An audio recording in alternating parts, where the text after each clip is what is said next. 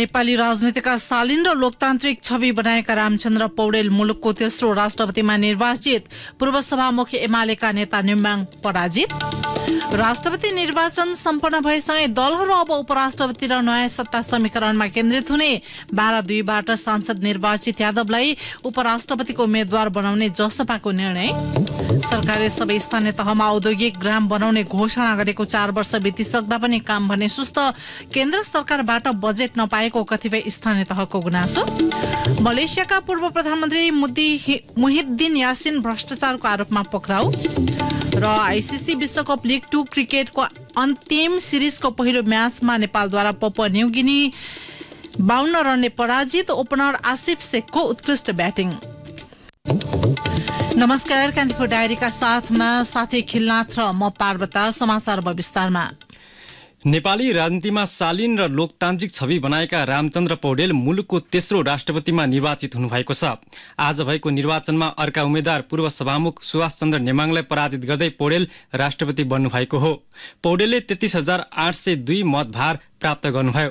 उहाँका प्रतिस्पर्धी नेमाङले 15,518 मतभार प्राप्त गर्नुभयो। मतदानमा सहभागी भएका सांसदहरूको कुल मतभार 49,591 थियो। चुनावी नतिजाको आधिकारिक घोषणा हुन भने बाँकी छ। राष्ट्रपति र उपराष्ट्रपति निर्वाचनमा संघीय सांसद र प्रदेशसभा सदस्यहरूको हाल कायम रहेको मतभार 52,628 थियो। मतदानमा राप्रपाका 14 र नेमकेपाका 1 सांसद सहभागी भएनन्। उपचारका लागि विदेशमा रहेका माओवादी सांसद वर्षमान पुन र कांग्रेस सांसद चन्द्र भण्डारीले राष्ट्रपति निर्वाचनमा मतदान गर्न पाउनु भएन। त्यस्तै एमालेका फरार सांसद लक्ष्मी महतो कोइरी पनि मतदानमा सहभागी पाउनु भएन। प्रदेशसभातर्फ पनि राप्रपाका 28 र नेमकेपाका 3 सांसद मतदानमा सहभागी नभएको बताइएको छ।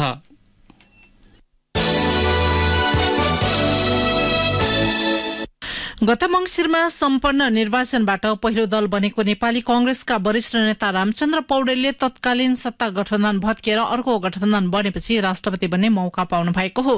78 वर्षीय पौडेल यसअघि एकपटक सभामुख सहित थुप्रै पटक मन्त्री हुनुभएको थियो। प्रस्तुत छ पौडेलको जीवनी सम्बन्धी एक सामग्री।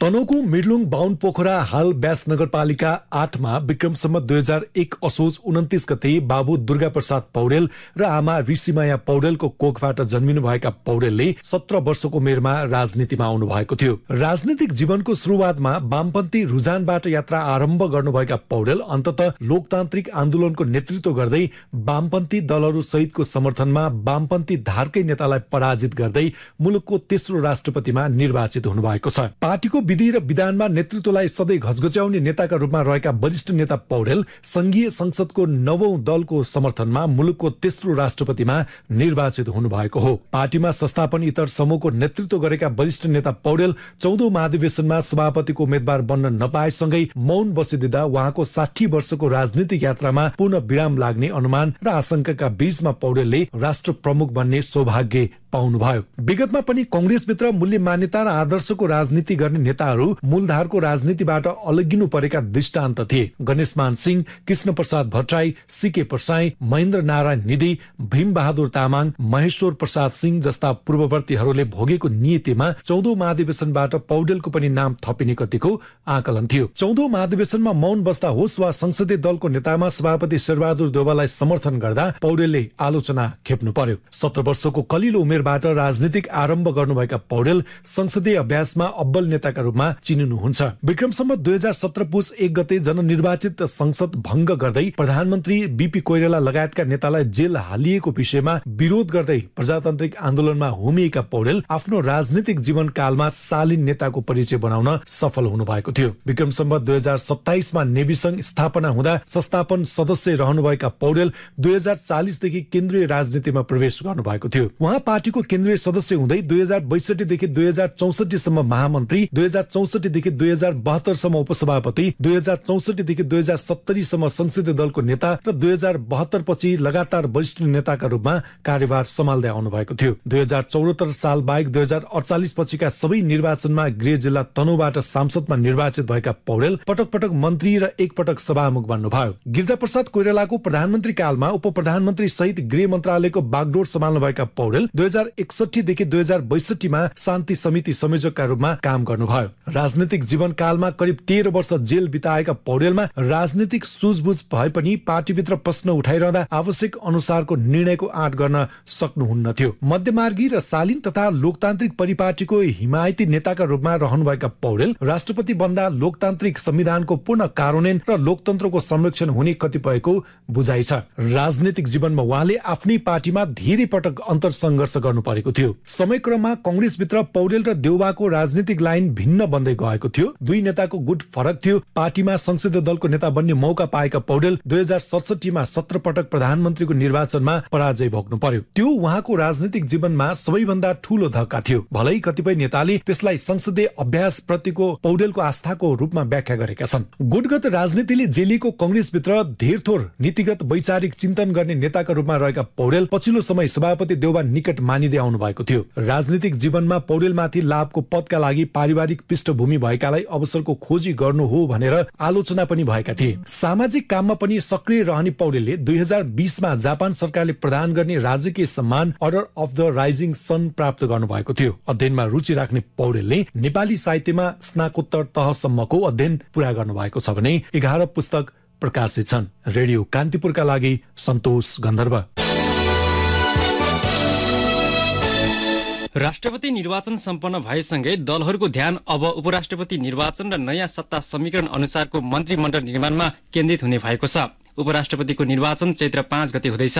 प्रधानमन्त्री पुष्पकमल दाहाललाई दिएको विश्वासको मत एमाले र राप्रपाले फिर्ता लिएर सरकारबाट बाहिरिएकाले कंग्रेस, जसपा, एकीकृत समाजवादी, लोकतान्त्रिक समाजवादी पार्टी, नागरिक उन्मुक्ति र जनमत पार्टी सहितको नयाँ सत्ता समीकरण बन्नेछ।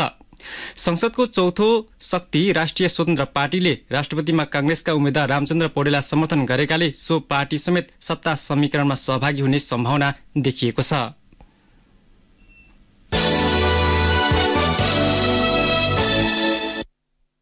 जनता समाजवादी पार्टी जसपाले रामसाहेब प्रसाद यादवलाई उपराष्ट्रपतिको उम्मेद्वार बनाउने निर्णय गरेको छ। जसपा कार्यकारिणी समितिको आज बसेको बैठकले संसदीय दलका नेता समेत रहेका यादवलाई उपराष्ट्रपतिको उम्मेद्वार बनाउने निर्णय गरेको सो पार्टीका प्रवक्ता मनिष सुमनले बताउनुभयो। यादव गत मंसिर 4 मा भएको निर्वाचनमा 12-2बाट प्रतिनिधि सभा सदस्यमा निर्वाचित हुनुभएको थियो। यादवलाई उपराष्ट्रपति बनाएपछि रिक्त हुने सांसद पदका लागि गरिने उपनिर्वाचनबाट संसदमा आउने जसपाका अध्यक्ष उपेन्द्र यादवको तयारी छ। 9 दलीय गठबन्धनमा जसपाले उपराष्ट्रपति पाउने सहमति यसअघि नै भइसकेको छ। कान्तिपुर डायरीमा अब ब्रेकको पालो। ब्रेकपछि अब बाँकी प्रसंग। आगामी वैशाख 10 मा चितवन 2 मा हुने प्रतिनिधि सभा उपनिर्वाचनका लागि दर्ता भएका 18 राजनीतिक दललाई चुनाव चिन्ह प्रदान गरिएको छ। दर्ता भएका राजनीतिक दललाई प्रतिनिधि सभा सदस्य निर्वाचन ऐन बमोजिमको चुनाव चिन्ह निर्धारण गरी सम्बन्धित दललाई प्रदान गरिएको निर्वाचन आयोगले जनाएको छ। राष्ट्रिय स्वतन्त्र पार्टीका सभापति रवि लामिछानेको सांसद पद नागरिकता विवादका कारण खारेज भएपछि सो क्षेत्रमा उपनिर्वाचन हुन लागेको हो।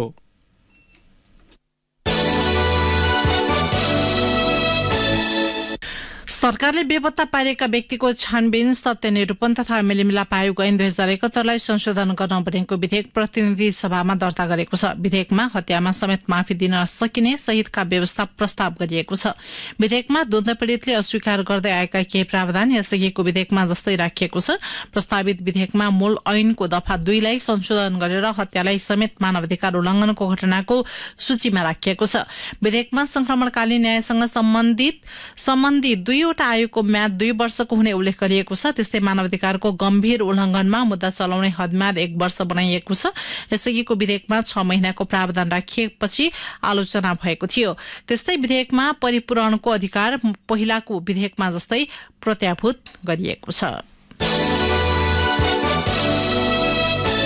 माओवादी केन्द्रका अध्यक्ष तथा प्रधानमन्त्री पुष्पकमल दाहाल विरुद्ध द्वन्द्वकालीन घटनाका सम्बन्धमा दायर मुद्दा सर्वोच्च अदालतले हेर्न नभ्याइनेमा राखेको छ।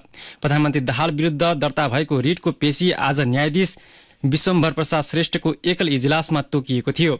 दाहाल विरुद्ध परेका मुद्दाको पेशी न्यायाधीश श्रेष्ठको इजलासमा 4औं र 5औं नम्बरमा रहेको थियो। आज हेर्न नभएकाले सो रिटको पेशी शुक्रबारका लागि सारिएको सर्वोच्च प्रशासनले जनाएको छ। दाहालले 3 वर्ष अघि दिएको अभिव्यक्ति समेतलाई लिएर सर्वोच्च अदालतमा मंगलबार रिट दर्ता भएको हो। अधिवक्ता ज्ञानेन्द्र आरन र कल्याण बुढाथोकीको सहितका व्यक्तिहरूले दाहाल विरुद्ध दिएको 2वटा रिट निवेदन दिएका थिए।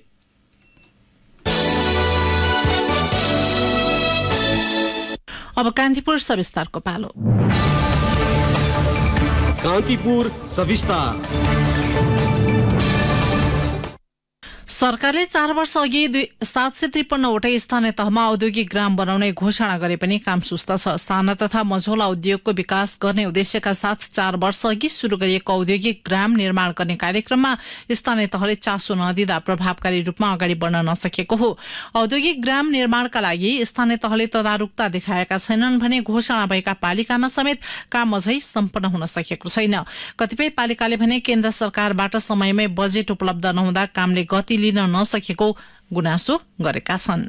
सरकारले आर्थिक वर्ष 2075-76 को बजेट मार्फत प्रत्येक स्थानीय तहमा औद्योगिक ग्राम स्थापना गर्ने घोषणा गरेको थियो। प्रत्येक पालिकामा एक औद्योगिक ग्राम स्थापना गर्ने लक्ष्य सहित शुरू गरिएको औद्योगिक ग्राम निर्माण कार्यक्रममा हालसम्म 113वटा घोषणा भइसकेका छन्। घोषणा भएका औद्योगिक ग्राम मध्ये अछामको मल्लेख गाउँपालिकाले मात्रै निर्माण सम्पन्न गरी सञ्चालनमा ल्याएको छ। आर्थिक वर्ष 2076-77 देखि 2080-81 भित्र 351वटा औद्योगिक ग्राम स्थापना गर्ने योजना राष्ट्रिय योजना आएको छ। स्थानीय स्तरमै रोजगारीका अवसर सृजना गर्ने, स्थानीय स्रोत साधन, कच्चा पदार्थ, प्रविधि र सिपको अधिकतम उपयोग गर्ने, साना उद्योगको विकास गरी उत्पादन बढाउने उद्देश्यले सरकारले सो कार्यक्रम ल्याएको हो। पाल्पाको रामपुर नगरपालिका 7 का वडा अध्यक्ष दोबराज तिवारी ग्राम निर्माणको लागि ठेक्का प्रक्रियाको काम भइरहेको बताउँछन्। त्यसको पहिलो चरण काम परेको बजेट काम गरियो, पोहोर साल चाहिँ काम भएन त्यहाँ।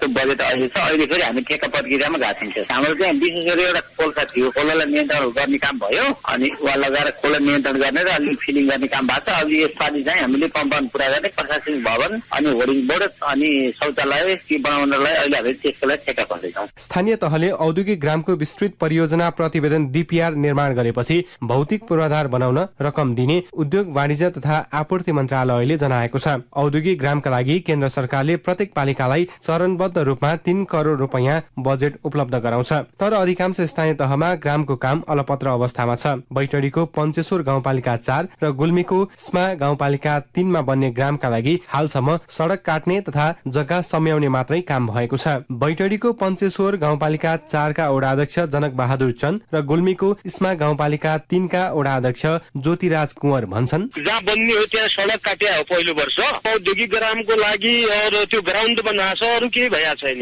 50 लाखको बराबरको काम भएको छ त्यो रोड काट्ने र ग्राउन्ड बनाउने उसमा। अनि 30-35 लाख कति त्यसको पैसा पनि बाँकी रहेछ यहाँ। त्यसको के काम गर्ने हामीलाई के उयो छैन, अख्तियार के दिया छन्, के गर्ने हो।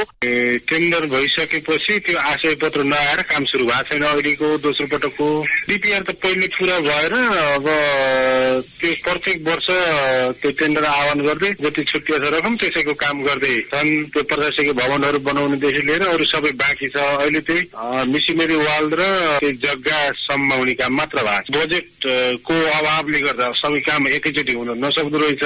सरकारले स्थानीय स्तरमै रोजगारी सृजना गर्न स्थानीय तहमा औद्योगिक ग्रामको अवधारणा ल्याएको थियो। स्थानीय सरकारबाट अपेक्षित प्रस्ताव नआएको तथा विभिन्न प्रक्रिया पूरा गर्नुपर्ने भएकाले ग्राम निर्माणको काममा ढिलाइ भएको बताउँछन् उद्योग मन्त्रालय अन्तर्गतको औद्योगिक पूर्वाधार तथा वातावरण महाशाखाकी सहसचिव चन्द्रकला पौडेल। कुनै पनि विकास आयोजनाहरू निर्माण हुनको लागि एउटा निश्चित प्रक्रिया पूरा गर्नु पर्दाखेरि हामी ती कामहरू पनि गर्नु पर्यो। DPR ले केही समय लाग्छ। DPR नसकी फेरि EIA हुँदैन। DPR को आधारमा EIA बन्छ अथवा IE हुने हो, त्यसले पनि केही समय लाग्यो। त्यसपछि खरिद प्रक्रियाहरू पनि हाम्रा अब 30 दिनको नोटिस, त्यसपछि त्यसको इभ्यालुएसन, त्यसपछि बिडहरू अगाडि लैजाने यी प्रोसेसहरू पनि हुने भएको हुँदा निर्माण भन्दा अगाडि पनि केही समय लाग्यो। ठुलो ह्युज एमाउन्टको त्यो कार्यविधि अनुसार DPR अलिक ठुलो अङ्कको बन्यो भने हामीले दिने पैसा चाहिँ हामीले म्याक्सिमम 3 करोड रुपियाँसम्म दिने भनेका छौँ होइन। त्यो रिसोर्सेसको ग्यापले पनि कहिले काहीँ समय लाग्छ के। घोषणा भएका औद्योगिक ग्राम समेत कुनै निर्माणाधीन छन् भने कुनै अन्यलमै छन्। स्थानीय जनशक्ति, कच्चा पदार्थ र सिपको उपयोगबाट उत्पादन बढाउने सो योजना संघ र प्रदेश सरकारको व्यवस्थामा त परेको छ नै, स्थानीय सरकारले पनि प्राथमिकतामा नराख्दा काम अगाडि बढ्न सकेको छैन। साना उद्योगको विकास गरी स्थानीय स्तरमै रोजगारीका अवसर सृजना गर्ने हेतुले ल्याइएको यस कार्यक्रमलाई सार्थकता दिन स्थानीय सरकारले औद्योगिक ग्राम निर्माणलाई समयमै सम्पन्न गर्नेतर्फ ध्यान दिन जरुरी छ। रेडियो कान्तिपुरका लागि सूरज राज थला। कान्तिपुर सविस्तार।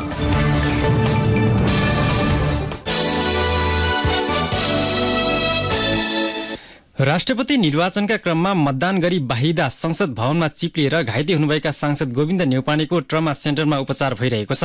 राष्ट्रपति निर्वाचनमा मतदान गर्न बानेश्वर स्थित संसद भवनमा पुग्नुभएका न्यौपाने बिहान चिप्लिएर लड्नु भएको थियो।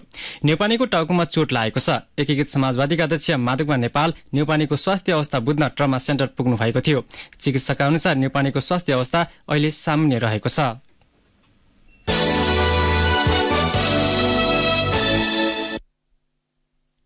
कान्तिपुर डायरीमा अब रुकुम डायरीको पालो। रुकुम डायरीमा महेश केसीको नमस्कार। रुकुम पश्चिमको मुसिकोट नगरपालिका वडा नम्बर 1 स्थित बराटाकुरामा भोलि शुक्रबारदेखि रुकुम कृषि पर्यटन व्यापार तथा सांस्कृतिक महोत्सव हुने भएको छ। रुकुम पश्चिम समृद्धिको आधार कला संस्कृति पर्यटन विकास र उद्योग व्यापार भन्ने मूल नाराका साथ जिल्ला सदरमुकाम मुसिकोटमा महोत्सव आयोजना गरिएको हो। राष्ट्रिय लोक दोहोरी गीत प्रतिष्ठान रुकुम पश्चिमको आयोजना र कला संस्कृति पर्यटन प्रवर्धन मञ्च रुकुम पश्चिमको सह आयोजनामा महोत्सव हुन थालेको हो। महोत्सव मूल आयोजक समितिका संयोजक दिल्ली परियारका अनुसार मेलाको तयारी करिब पूरा भएको छ। रुकुम पश्चिमको मुसिकोट नगरपालिका 1 खलङ्गा बजारको त्रिवेणी चोकदेखि जिल्ला प्रशासन कार्यालय जोड्ने सडक बन्द भएको छ। कालिका मन्दिरनिर सडक खण्ड मर्मत हुन लागेकाले उक्त सडक खण्ड बिहीबारदेखि फाल्गुन 30 गतेसम्मका लागि बन्द गरिएको नगरपालिकाले जनाएको छ। कालिका स्थानमा अप्ठ्यारो बाटोका कारण मोटरसाइकल र पैदल यात्रुलाई आउजाउमा समस्या भएको भन्दै नगरपालिकाले चौतारोको आधा भाग काटेर बाटो सिधा बनाइरहेको छ। अन्तर्राष्ट्रिय महिला दिवसका सन्दर्भमा रुकुम पूर्वको पुथा उत्तरगंगा गाउँपालिकाले विभिन्न क्षेत्रका महिलालाई बिहीबार एक कार्यक्रमका बीच सम्मान गरेको छ। महिला सशक्तिकरणका लागि भूमिका खेलेको भन्दै गाउँपालिकाले निवर्तमान गाउँपालिका उपाध्यक्ष, कार्यपालिका महिला सदस्य सहित अन्य जनप्रतिनिधि महिला, शिक्षक, कर्मचारी, बाल क्लब सदस्य, किशोरी सदस्य, सुरक्षाकर्मी महिला, राष्ट्रपति रनिङ सिल्डमा जिल्ला स्तरमा स्थान प्राप्त गर्ने छात्रा खेलाडी लगायत 20 जनालाई सम्मान गरेको गाउँपालिका अध्यक्ष पुनिराज घरतीले जानकारी दिनुभएको छ। विभिन्न क्षेत्रमा महिला सम्बन्धी हितमूलक काम गर्ने अन्य महिलाहरू पनि दिवसको अवसरमा सम्मानित भएका छन्। यसैगरी एकल महिला र महिला श्रमिक गरी 10 जनालाई चामल, दाल र तेल पनि वितरण गरिएको गाउँपालिकाले जनाएको छ। हवस् त, रुकुम डायरी आजलाई यति नै। महेश केसी बिदा हुन्छु। नमस्कार। रुकुम डायरी पछि कान्तिपुर डायरीमा पुनः ब्रेकको पालो। ब्रेकपछि अब आर्थिक प्रसंग। धितोपत्र बजार 2000 बिन्दुमा पुगेको छ। शेयर कारोबार मापक नेक्से 50.4 अंक बढेर 2002.70 बिन्दुमा पुगेको छ।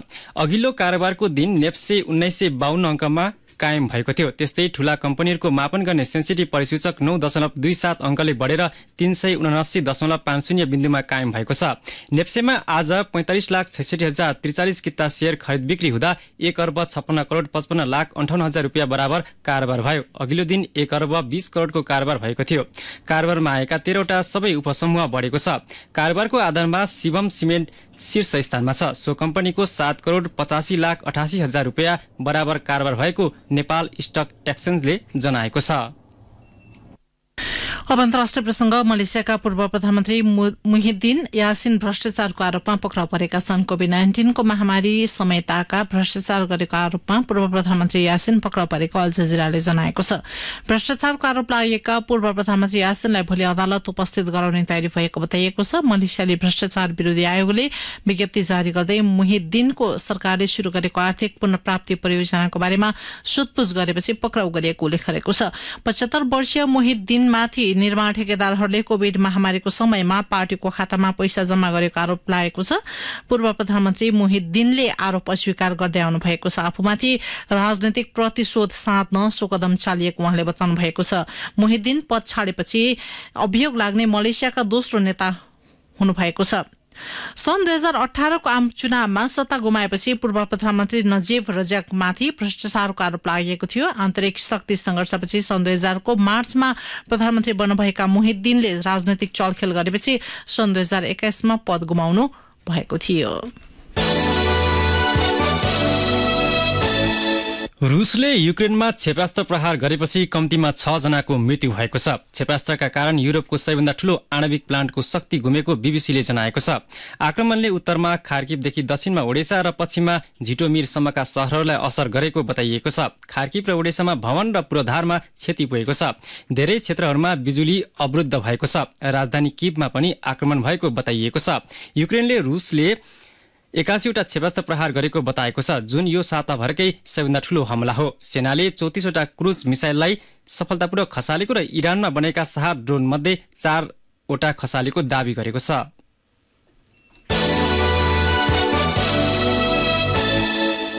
अब खेल प्रसंग। ओपनर आसिफ शेखको उत्कृष्ट ब्याटिङमा आईसीसी विश्वकप लीग 2 त्रिकोणात्मक एक दिवसीय अन्तर्राष्ट्रिय सिरिज अन्तर्गतको पहिलो खेलमा नेपालले पपुवा न्युगिनीलाई 52 रनले पराजित गरेको छ। 298 रनको विजय लक्ष्य पाएको पपुवा न्युगिनी 47.1 ओभरमा 245 रनमा अल आउट हुन पुग्यो। पपुवा न्युगिनीका लागि नर्भन भानुवाले 60 र टोनी उराले 50 रनको योगदान गरे पनि त्यो जितका लागि पर्याप्त हुन सकेन। नेपालको लागि बोलिङतर्फ सन्दीप लामिछानेले 4 विकेट लिए। त्यस्तै दीपेन्द्र सिंह ऐडीले 2 विकेट हात पारे। कुशल मल्लको नाममा 1 विकेट रह्यो। यसैगरी कीर्तिपुर स्थित त्रिभुवन क्रिकेट मैदानमा पपुवा न्युगिनीले टस जितेर फिल्डिङ रोजेपछि पहिले ब्याटिङ गरेको नेपालले 49.1 ओभरमा सबै विकेट गुमाएर 297 रन बनाएको हो। आसिफ शेखले एक दिवसीय अन्तर्राष्ट्रियमा आफ्नो पहिलो शतक बनाएका छन्। यो सँगै उनी नेपालबाट एक दिवसीय अन्तर्राष्ट्रियमा शतक बनाउने 5औं खेलाडी बनेका छन्। यसैगरी नेपालबाट पारस खड्का, दीपेन्द्र सिंह ऐडी, रोहित पौडेल र कुशल भुर्तेलले एक दिवसीय अन्तर्राष्ट्रियमा शतक बनाएका थिए। ओपनर आसिफ शेख एक दिवसीय अन्तर्राष्ट्रिय क्रिकेटमा 1000 रन बनाउने नेपालको दोस्रो खेलाडी बनेका छन्। आईसीसी विश्वकप लीग 2 मा पपुवा न्युगिनी विरुद्ध 110 रन बनाएसँगै उनले 1000 रन पूरा गरेका हुन्। आसिफले 32 खेलबाट एक दिवसीय अन्तर्राष्ट्रियमा 1000 रन पूरा गरे। पहिलो विकेटका लागि ओपनर आसिफ शेख र कुशल भुर्तेलले 18.4 ओभरमा 110 रनको शतकीय साझेदारी गरेका थिए। एक दिवसीय अन्तर्राष्ट्रियमा नेपाली ओपनिङ जोडीको यो दोस्रो ठूलो साझेदारी हो। यी दुईले नै गत वर्ष अमेरिकाको ह्युस्टनमा ओमान विरुद्ध 114 रनको साझेदारी गरेका थिए। नेपाली खेलाडीको 10औं शतकीय साझेदारीमा यो 6औं उत्कृष्ट साझेदारी हो।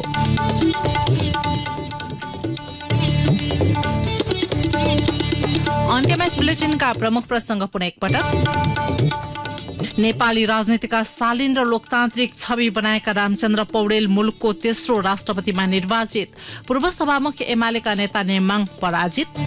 राष्ट्रपति निर्वाचन सम्पन्न भएसँगै दलहरू अब उपराष्ट्रपति र नयाँ सत्ता समीकरणमा केन्द्रित हुने। 12-2बाट सांसद निर्वाचित यादवलाई उपराष्ट्रपतिको उम्मेद्वार बनाउने जसपाको निर्णय। सरकारले सबै स्थानीय तहमा औद्योगिक ग्राम बनाउने घोषणा गरेको 4 वर्ष बितिसक्दा पनि काम भने सुस्त। केन्द्र सरकारबाट बजेट नपाएको कतिपय स्थानीय तहको गुनासो। मलेसियाका पूर्व प्रधानमन्त्री मुहिद्दिन यासिन भ्रष्टाचारको आरोपमा पक्राउ। र आईसीसी विश्वकप लीग 2 क्रिकेटको अन्तिम सिरिजको पहिलो म्याचमा नेपालद्वारा पपुवा न्युगिनी 52 रनले पराजित। ओपनर आसिफ शेखको उत्कृष्ट ब्याटिङ। हौस् त यिनै प्रसङ्गसँगै कान्तिपुर डायरीको यो बुलेटिन यही सकिन्छ। राति 8 बजे सेक्युरिटी एन्ड क्राइम डायरी हुनेछ।